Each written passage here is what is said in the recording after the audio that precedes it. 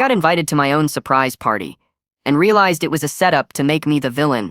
The first red flag was that my ex used my full name in the text.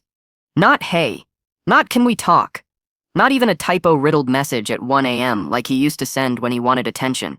It was clean. Proper punctuation. My first and last name like I was a customer. Hi, Mia Carter. Can we meet today? I just want to clear a few things up. I stared at it for a full minute, trying to decide if I was reading too much into it or if my stomach was right. Because my stomach had been right about him before. Evan and I were together for almost 3 years, long enough that our lives got tangled in practical ways. His name was still on my streaming account. I still had his mom's birthday saved, because I used to make him call her. My friends were his friends were my friends, and we all pretended we could separate like it was clean. We broke up 2 months earlier, and it did not end in screaming. It ended in this slow, maddening drip of disappointment. He stopped coming home on time. He got secretive with his phone. He started calling me dramatic. Anytime I noticed changes, then, when I finally said I was done, he acted like he was shocked.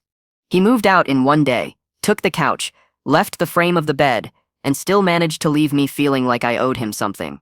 So seeing his text now, formal and stiff, made my skin crawl. I didn't respond right away. 10 minutes later, my best friend Lana called me. Hey, she said, too bright. What are you doing tonight? Why? I asked.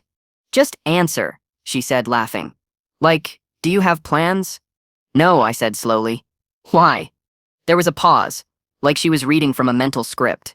I want to take you out, she said. You have been inside too much. Like, you stare pale. I said not pale, I said. You are, she insisted. Come to dinner. Me, you, maybe Malik. Just chill. Malik was another close friend in our group. The three of us had been a unit for years. We did everything together, which is why the breakup had been so messy. People act like friend groups can split neatly. They can't. Somebody always bleeds. What time? I asked, still suspicious. 7, Lana said quickly. Wear something cute. Not like a gown, but like, not your sad hoodie. I don't wear a sad hoodie, I said. You do, she said, and laughed again too sharp. Just come. When she hung up, I stared at my phone. 2 things happening on the same day. Evan wanting to clear things up, and Lana pushing dinner like it was urgent. My brain tried to downplay it. Maybe it was coincidence. Maybe Lana had no idea he reached out. But it felt coordinated in that way. Things feel coordinated when you're the one who never gets the full story. I texted Lana, why are we going out? She replied almost instantly, because I love you and you need to get out of the house. Then, 3 seconds later, also no phones at dinner, be present. That one line made my chest tighten. No phones. Be present. It sounded like a rule, like the kind of rule you have at a party where someone is about to do something and they don't want anyone recording first. I should have said no. I should have stayed home. Instead, I did the thing I always do when my intuition screams. I tried to prove it wrong. At 6:45, I put on jeans and a simple black top. I kept it low effort on purpose, like I was refusing to play whatever game this was. I walked into the restaurant at 7:03 and immediately felt that weird shift. The host smiled too big. Reservation name? She asked. I frowned. I don't have one. She glanced down at her screen and smiled again. Yes, you do. Mia Carter, party of 25. My stomach dropped. 25, I repeated. She nodded, like this was normal. Right this way. My legs went cold. I started to say something, but she was already leading me past the bar. Then I saw them. My friends. Evan's friends. People I hadn't seen in months. Evan's cousin, a couple coworkers from my old job. Even Tanner, a guy I went on one date with years ago and never spoke to again. They were all packed into a big private room in the back, standing around a long table with balloons and candles and a big cake. A banner on the wall said, Surprise, MIA. And it was so childish and loud that my brain short-circuited. Everyone yelled, Surprise, with the kind of enthusiasm you do when you're performing excitement for a camera. Because there were cameras. Not professional ones. Phones. Lots of phones. Angled in my direction, recording me walking in, recording my face. I stopped in the doorway. My mouth went dry. Lana rushed over first with this huge smile. like she was the host of a show. "Surprise," she squealed, hugging me tight. I didn't hug back with the same energy because I was not in the mood to be touched. "What is this?" I whispered into her hair. "A celebration," she whispered back, still smiling, like a maniac. "Just go with it." I pulled away and scanned the room. And then I saw Evan. He was standing by the cake, dressed nicer than usual, hands folded like he was about to give a speech. He looked calm, too calm. He made eye contact with me and smiled. It wasn't warm. It was the kind of smile you give when you know you're about to win. My heart started pounding in my ears. I could feel it in my neck. Lana grabbed my shoulders and guided me forward. "Come sit," she said, loud enough for everyone. "I am not shaking," I said, but I was. Malik appeared on my other side. He looked nervous, not excited. His eyes were darting around, not landing on mine. "Hey," he said softly. I stared at him. "Did you know about this?" He hesitated for half a second too long. "Yeah," he admitted. And that tiny admission hurt more than I expected. Not because the party was surprising, but because they had all kept it from me, like I was a child. Like I couldn't be trusted with my own life. "Why?" I asked. Malik's mouth opened, then closed. Just sit down," he muttered, and his tone was pleading, like he needed me not to ruin something. That made my stomach twist even harder, because it confirmed what my body already knew.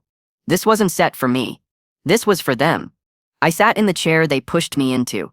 It was at the head of the table, like a throne, like a target. Phone stayed up. People smiled too hard. Lana clapped her hands. Okay, everyone," she said. "We said we're gonna do speeches." Speeches. My skin prickled. "Oh my God," I said quietly. "To no one." "No." Evan stepped forward. "First," Lana said, "we were gonna let Evan say something." I stared at her, then at him. Evan smiled again. He lifted his glass. "Hey everyone," he said, voice smooth. "Thank you for coming." People murmured, clinked glasses, settled like an audience. Evan looked at me. "Mia," he said, soft. "I know you didn't want to talk to me, so I figured this was the best way to do it." The room laughed lightly, like it was a cute joke. I didn't laugh. My mouth went dry again. Avon kept going. "I want to say something with witnesses," he said. "Because things have been said, and I think accountability matters." Accountability. Witnesses. My spine went cold. This was not a party. This was a hearing. My eyes flicked to Lana. She was smiling so wide her cheeks looked tight, like she was thrilled. I looked at Malik again. He wouldn't meet my eyes. Evan turned slightly and nodded toward a guy I recognized as his friend Cole. Cole rolled a TV screen into the room. A TV. My heart tried to crawl out of my chest. Cole set it up at the side of the table and connected his phone. The screen lit up with a title slide that said, in big letters, "The Truth." I felt like I couldn't breathe. People giggled. Somebody said, "Oh, like this was entertainment." And in that moment, I understood the whole structure. They weren't set here to celebrate me. They were here to watch me. Evan started clicking through slides. The first one was a screenshot of a text conversation. My text conversation. A message from me to Evan, from the week we broke up. It was me saying, "I feel like you steer lying to me." Evan read it out loud like he was narrating a documentary. "So I feel like you are lying to me, he said. Then looked at the room. She sent me messages like this for weeks. My face burned. I looked around the room and realized people were watching me like I was an exhibit. Evan clicked to the next one. Another screenshot. Me apologizing for getting upset. Evan clicked again. Another. Me asking him why he came home at 3 a.m. Each screenshot painted a picture without context. A picture of me as suspicious, emotional, clingy. He was building a story, and the room was eating it up. I opened my mouth to speak, but Lana jumped in quickly. "Guys," she said, laughing in that nervous, performative way, "just listen. It's such important." "Important for who?" Even cleared his throat. "I'm not doing this to embarrass her," he said, and I wanted to laugh at the audacity. "I'm doing this because I love her, and I think she needs to see how been spiraling." There it was. The diagnosis label. Spiraling. I could hear my own blood in my ears. Evan clicked again. A video now. It was me. In my kitchen. Crying. My body froze. I recognized the angle. It was from my own apartment, from the counter by the sink. It was a clip from the night I broke up with him. I had no idea he recorded me. In the video, my voice sounded small and tired. "I just want you to tell me the truth," I said, crying. "I sept not crazy." The room fell quiet, not out of respect, out of hunger, like they were watching something raw. Evan paused the video.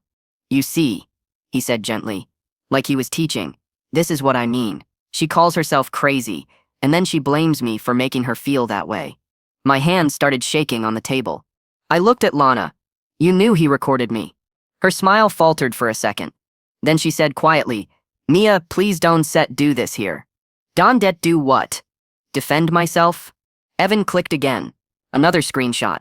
This one was a message from me to Lana from last week. "I don't think I sem okay," it said. "I feel like everyone hates me." My stomach dropped.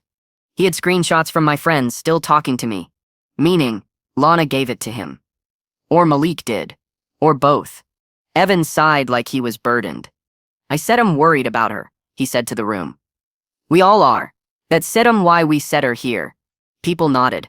Someone said, "Yeah." It felt like the world tilted. Because suddenly it wasn't set Evan versus me. It was everyone versus me, under the soft cover of concern. I realized I was sitting at the center of a group decision. A decision about who I was. And I wasn't set allowed representation. Evan took a slow breath and said, "I been going to say this plainly." He looked at me like he was doing me a favor.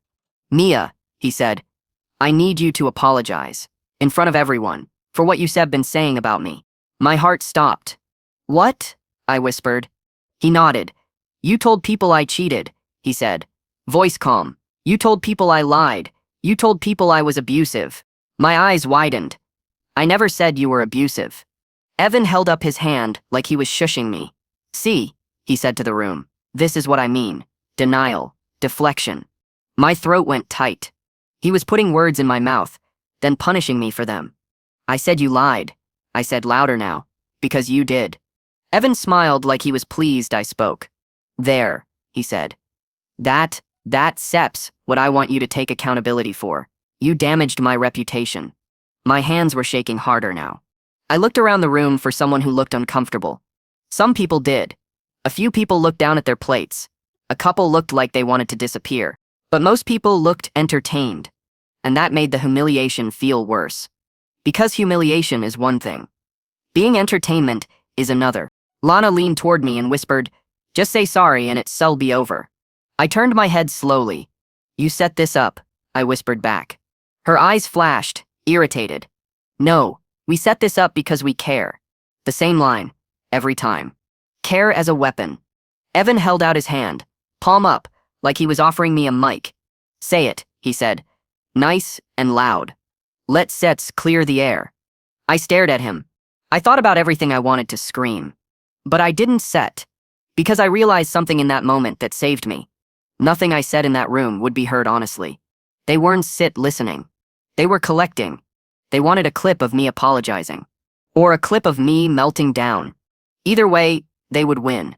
So I did the only thing they couldn't edit into their story easily. I got quiet. I stood up slowly, pushing my chair back. The scraping sound cut through the room and everyone went silent. Evan's smile tightened. "Mia," he warned softly, like I was a toddler about to throw a tantrum. I looked at him and said, calmly, "That video you just played, the one of me crying, you recorded that in my apartment without my consent." There were murmurs. Evan's eyes flicked. I continued, still calm, "And you set using it here to humiliate me, not help me." Lana hissed, "Mia." I ignored her. I looked around the room and said, "If anyone thinks this is love, you are confused." And I walked toward the door. Evan stepped in front of me fast, blocking the exit for half a second. "Don T," said quietly. "You are going to make yourself look worse." That line hit me like ice. Make yourself look worse. Meaning, the story is already written. Don't ruin the scene. I stepped around him. He grabbed my wrist. Not hard enough to leave a mark, but hard enough to be control. My whole body went still. Every nerve lit up. I said, dead calm. "Let go." Evan Sitt's grip tightened for a second. Cameras shifted, phones angled closer. This was what they wanted. I looked at the nearest phone, held by Cole, and said clearly, "He is grabbing me. I am telling him to let go. If this gets posted, everyone will see that." Cole's face changed. A flicker of fear. Evan released me instantly, like my wrist was suddenly hot. I walked out of the room without running. And the second I hit the hallway, my legs started shaking so badly I had to lean against the wall. I heard people behind me, some footsteps, but nobody came all the way out. Not to comfort me.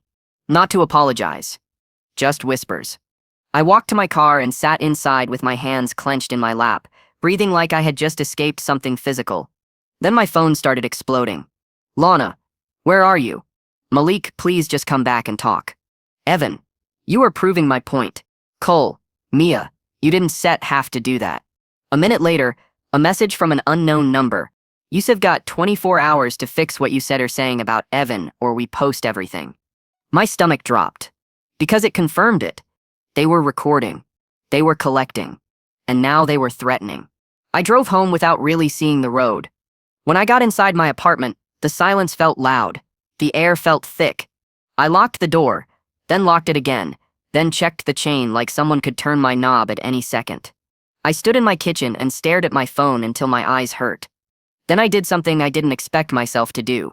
I called my cousin Tasha. Tasha is the kind of person you call when you need someone who doesn't get hypnotized by other people's charm. She doesn't hear both sides. She hears facts. She answered on the second ring. "What's wrong?" I opened my mouth, and the words came out messy, fast. I told her about the surprise party. The slides. The video.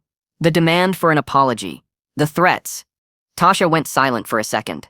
Then she said, "Do you have any proof?" No, I said, and it tasted bitter. "They were recording me." "Okay," she said, "then we make our own proof." "How?" "You saved those texts," she said. "Yes." "And you have the message from the unknown number," she said. "Yes." "Good," she said. "Screenshot everything. Email it to yourself, right now, then block them." "I can block them," I said. "They post it." Tasha Sip's voice went cold. "If they post private footage of you crying and pretend it's Sip's care, they look sick. And if they post him grabbing you, they look worse. Not you." My throat tightened. "They said going to twist it." "Let them try," she said. "You don't argue with circus people inside the tent. You step outside and let them perform alone." I didn't know why that line hit me so hard, but it did. I screenshotted everything. The no phones message from Lana. The text demanding I come back. The unknown number threat. Then I sat down and thought, for the first time all night, about Evan's original text. "Hi, Mia Carter. Can we meet today? I just want to clear a few things up." It wasn't a request. It was a setup. A scripted moment to turn me into something. And the worst part was, I started realizing how much planning had gone into it. The reservation under my name. The banner. The speeches.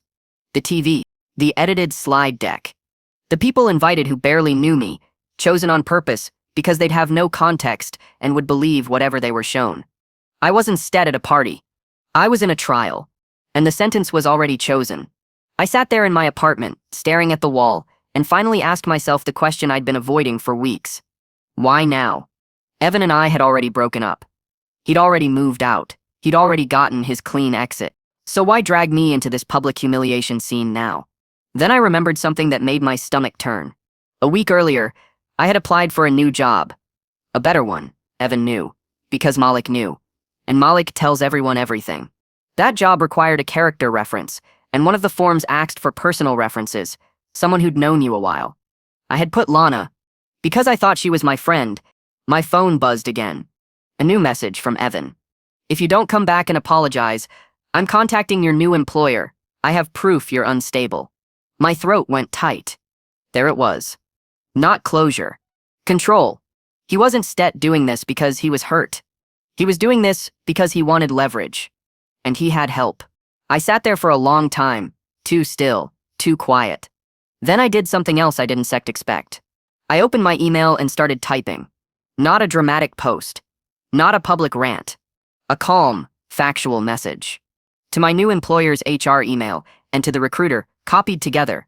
I wrote, Hi, I want to proactively flag a potential harassment situation. Someone from my personal life has threatened to contact you with false claims about my mental state and to share private recordings. I have screenshots of those threats. If you receive anything, please let me know, and I can provide documentation. Thank you. I stared at it for a few seconds, then hit send. My hands were shaking. But once it was sent, I felt something I hadn't felt in a while.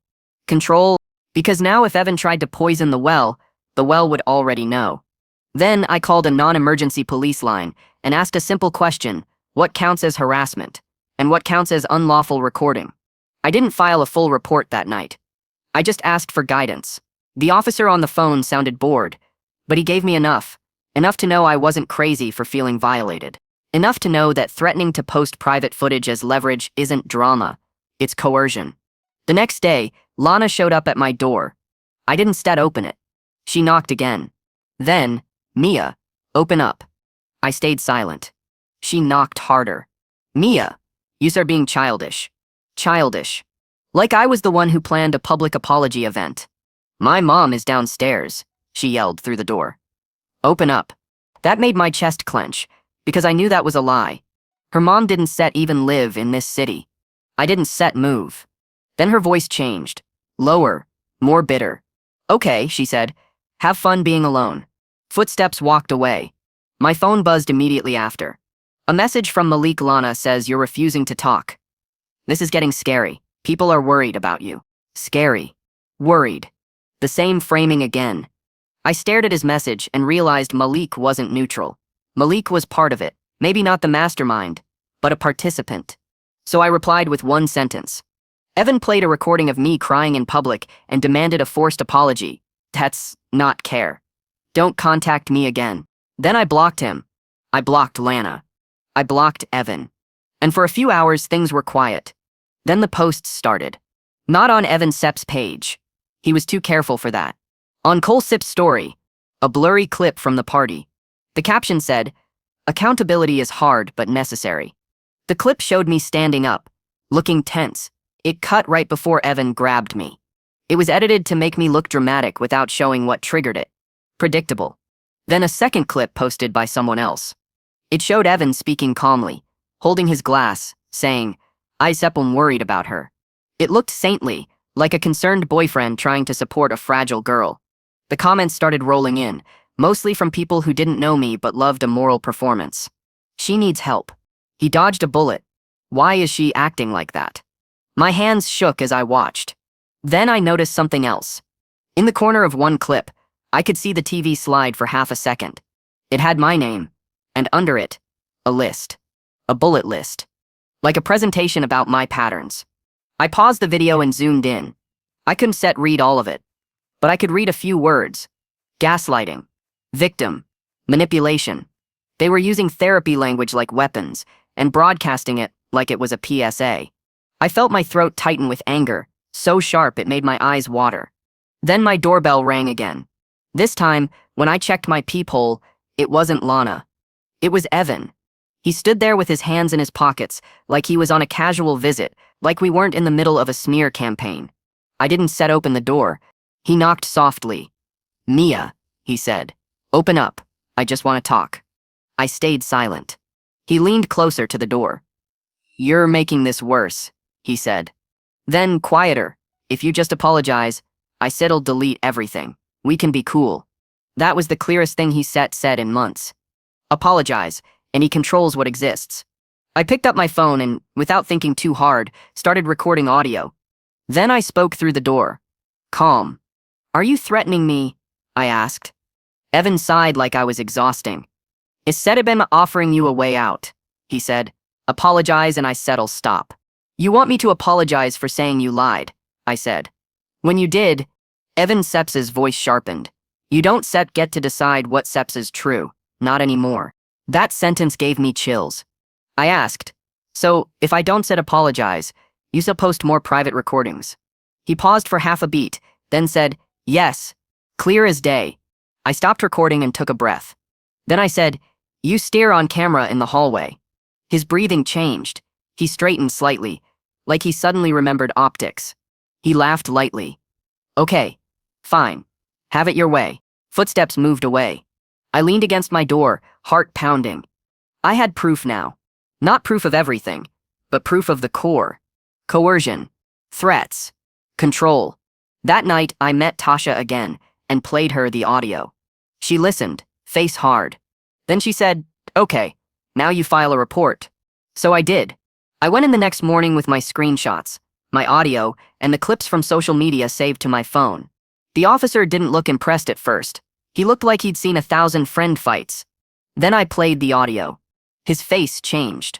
Not dramatically, just enough that I knew he understood what it meant. He told me my options. A report for harassment. A request for a no-contact order if it escalated. Documentation. He also told me, gently, do not engage directly anymore. I nodded because I finally believed it. 2 days later, my recruiter emailed me back. "Thanks for the heads up. We received a message from someone named Evan, asking to warn us about you. We did not consider it credible. Please let us know if you need anything." I read it 3 times. Not because I didn't understand, but because relief feels unreal when you've been bracing for impact. Evan tried, and it didn't set work. That was when the tone online started shifting too. Because Evan and Cole couldn't stop, they posted another clip, longer this time, trying to show the truth. But when they extended it, it included the moment Evan grabbed my wrist. It wasn't dramatic, it wasn't violent, but it was unmistakable. You could see me stiffen. You could hear me say, clear as day, "Let go." And you could see him release fast, not because he suddenly respected me, but because he realized cameras were catching the wrong part. The comments changed. Why did he grab her? That Sep's weird. This is not accountability. This is humiliation. The narrative cracked. Not because I yelled. Not because I made a dramatic post. Because they couldn't control the video forever. Evan texted from a new number that night. "You really did all this." It almost made me laugh. Like, I had done something to him. I didn't reply. I saved it. I blocked it. A week later, Lana reached out through a mutual friend, asking if we could talk and heal. After she helped stage a public humiliation. I told the mutual friend, no. Then I went quiet again. Not in the hurt way, but in the purposeful way. The kind of quiet that protects your life from people who treat you like content. I wish I could say this ended with everyone apologizing and admitting they were wrong. It didn't. Some people quietly unfollowed Evan. Some people pretended it never happened. Some people stayed in his orbit because they liked the drama and didn't care who it hurt. But something important did happen. I started noticing who checked on me privately, without asking for details, without fishing for gossip. Those people stayed. Everyone else faded.